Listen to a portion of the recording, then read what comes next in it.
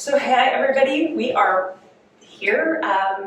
Today we're officing out of the WeWork offices. And so yeah, it's very fun. we decided to step out of the trailer and come into Austin for the day. Yeah, the AC in Texas, it's just not keeping up. Yeah. So unless you'd like to see us in big balls of sweat. Yeah. I'm sporting the jacket today, so that's going real aggressive. Yeah, there you go. There you go. Well, we met you at the Texas Democratic Convention, where you were there with your organization, Truth by Texas. Yes. And so what was your overall experience at the convention? It was a lot of fun. I enjoyed it. I had attended the virtual edition, of course, in 2020, and that's can't really recreate that networking. It's a little effect different. there. Yeah, it's a little different. Yeah.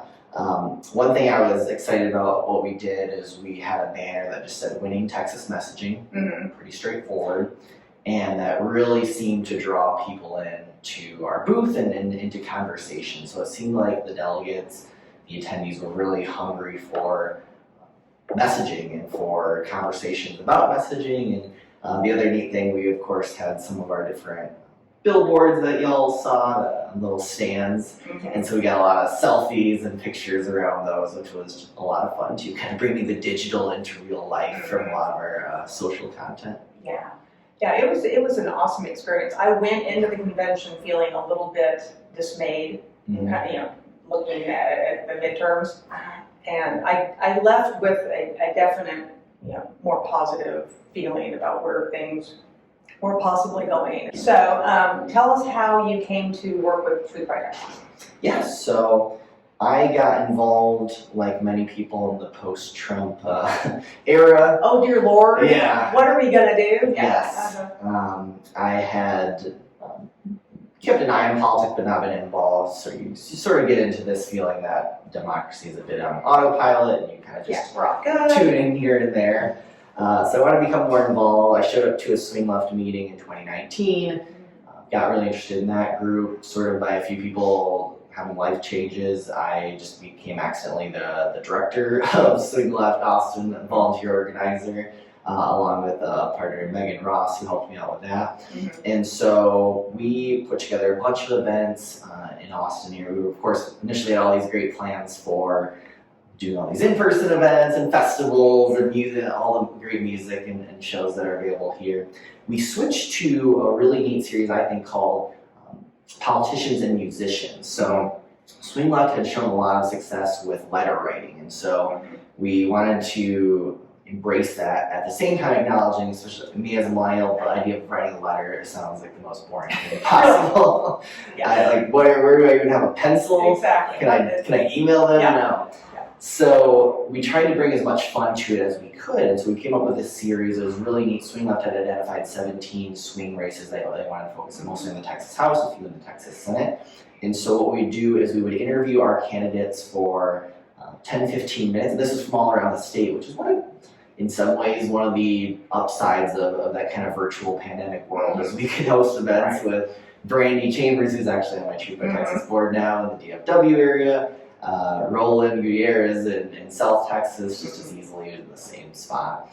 And so we'd interview them, and then when we'd flip over to the letter writing component, we would have a musician play. Again, musicians from all over the state. It was really cool because you could tell they were hungry for shows as well, and all our people on the Zoom chat, we had to write their letters accompanied by some music. So it was an excellent idea. It came out really great. Megan is well connected in the Austin entertainment scene, and so she was able to do a lot of great work there and help me produce it. And it came out great. We wrote close to 10,000 letters among our volunteer group.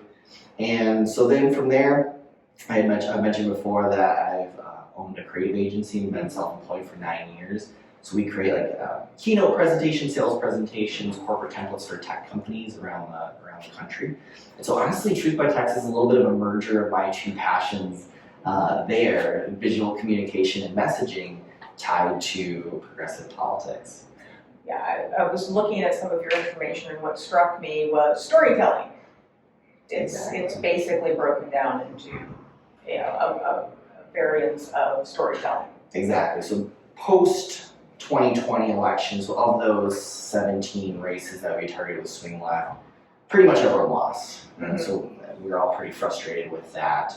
And so I really try to be intentional about reconnecting with everyone we had partnered with, the candidates as well as various organizations, people with the Texas Democratic Party, people with other volunteer groups, and just ask them what did they think happened, what can we do better for the future.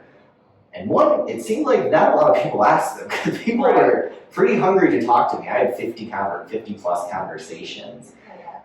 Main headlines, we all know that we were hamstrung by the get out the vote efforts as relates to the pandemic and balancing that very challenging. Of course, everyone mentioned that. But messaging kept keeping up.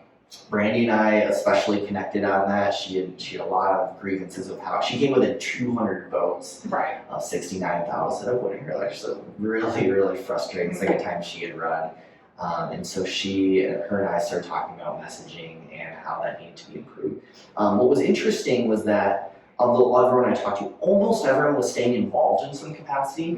But again, a lot of people were gravitating just toward get out the vote. And I wasn't hearing a lot about, well, okay, what are we going to do about that secondary issue of messaging? And so I thought, given my background, that could be a great opportunity to contribute. No, absolutely, yeah. No, I was drawn to what you were doing when we were at the convention because I do think it is something that Democrats have not, historically speaking, been very adept at. They're really good at, let me give you a lengthy explanation, let me provide you with all of my background evidence and my supporting evidence, and let me put it all in, as opposed to being able to deliver a strategic chunk of information. Exactly, and especially a lot of our content exists online, although we do have goals to move out to in-person tactile, billboards, signage, op-eds, advertisements. Fabulous. Yeah, so that's the long-term goal. But especially to your point in a social media space, like people post PDFs and white papers. And so a lot of times, interestingly enough, a lot of times we're not even crafting original messaging. We're simply grabbing what should have been the key takeaway and hitting it into a one-by-one graphic, something simple and skimmable, which again, Democrats traditionally, I think, do a very poor job of showcasing. Yeah, everything from what I've seen, it's very digestible. Exactly. It's not, concise, short.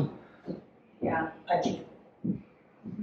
That is the goal. And try to bring some humor, try to bring some emotion. In some cases it has to be anger, but we try to find that balance there so we got some hopeful and some humor as well. Right. I think you do a great job finding all of the emotions. I mean, and picking the right emotion for a topic, and that can be hard. I mean, finding the tone.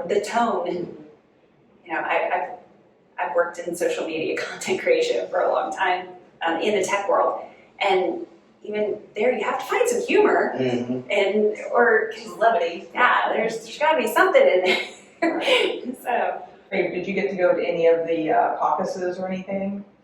I didn't attend many of. I wasn't able to do those because they had us scheduled back to back in the booth. But I did sneak out. Well, not sneak out. Once our hours ended on Friday night, I got to check out most of the speeches. Oh, okay. And so that was really neat. Obviously, there's some. You don't always know the sort of down ballot talent, if you will. And so seeing all the amazing people from all over the state, Houston especially stuck out to me as a lot of incredible people. And so seeing them speak, and then of course hearing from the main statewide candidates, that was a really fun experience. Yeah, I think I had an understandable highlight, and then I think we had a surprising highlight when we went to the West Texas caucus. Yes, so we went to the West Texas caucus, and my husband's from West Texas, and he jokes that if you're a Democrat in West Texas, you have to be bold and you have to be brave. And I think we saw a lot of bold and brave Democrats in that room. And Mike Collier came in and spoke to the group, and that was, I think he's an excellent candidate. I think he has some good prospects and some good ideas, and he would certainly do a far better job than the current incumbent. So. Yeah, well, Kristin and I would echo your comments in that.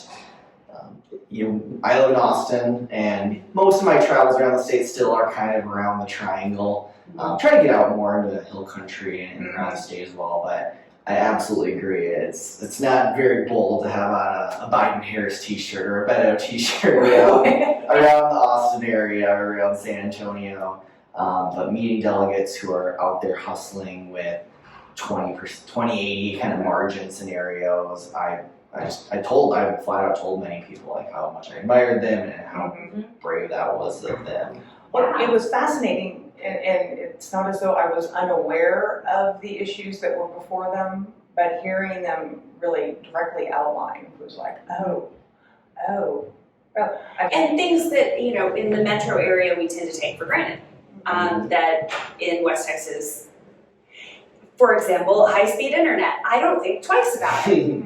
You know, but to think about how these kids in rural areas are having to go to the library, or they're having to go to town hall to get high-speed internet to do their homework. And, you know, and there isn't public transportation necessarily to get in there, so they're having to walk, you know, 20 or 30 minutes in August when it's still 110 degrees, in September when it's still 105 degrees. And I mean, you know, I guess I take for granted the luxury of high-speed internet. You know, I've always understood that healthcare is an issue, and it's an issue everywhere. It's an even bigger issue in West Texas because it's, you know, in some areas it can take 90 minutes to get to a hospital to have a baby. And, you know, again, take that for granted living in a metropolitan area, but so it was very revealing. It was very revealing. And definitely gave me cause to think. I think to me what's really exciting is the statewide candidates are talking to a lot of those issues. You know, Beto has been championing the Medicaid expansion for pretty much his whole statewide run career. Right. And yeah, absolutely. And the idea that you would be able to quickly get medical care, quickly could mean half an hour or more.